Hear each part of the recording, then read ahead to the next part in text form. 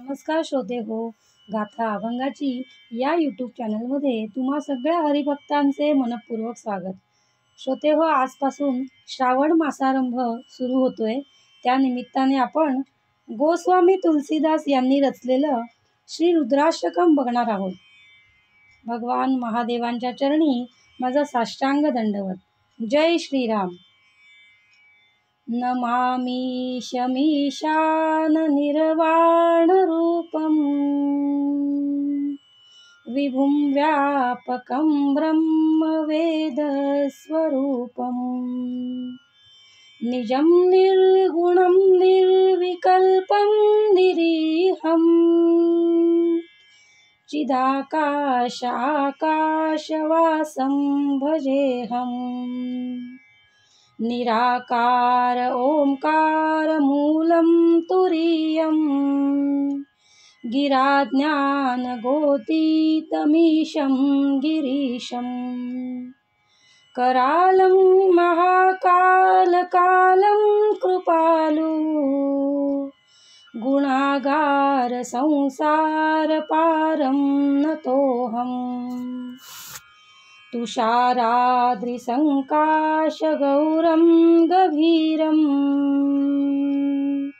मनोभूतकोटिप्रभाश्रीशरीरं स्फुरन्मौलिकल्लोलिनी चारुगङ्गा लसद्भालबालेन्दुकण्ठे भुजङ्गा चलत्कुण्डलं शुभ्रनेत्रं विशालं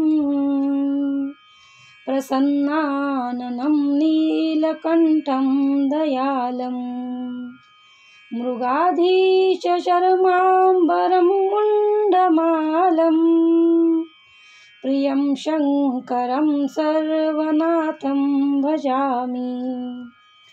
प्रचण्डं प्रकष्टं प्रगल्भं परेशम् अखण्डम् अजं भानुकोटिप्रकाशम् त्रयशूलनिर्मूलनं शूलपाणि भजेऽहं भवानीपतिभावगम्यम्.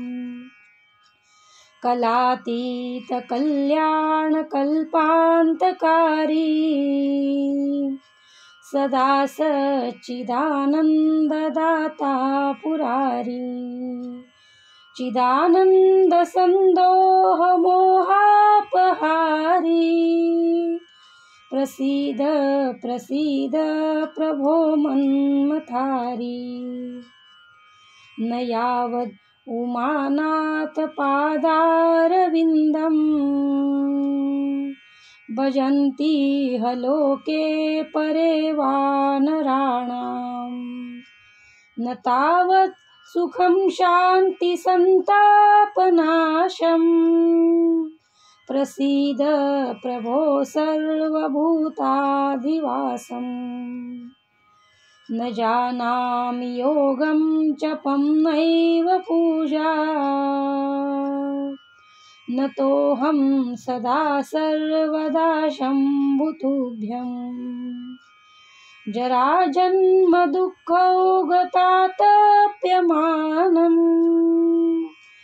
प्रभो पाहि आपन्नमामीश शम्भो.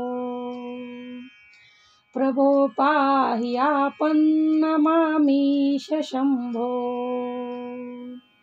प्रभो पाहि आपन्नमामीश शम्भो. जय श्रीराम.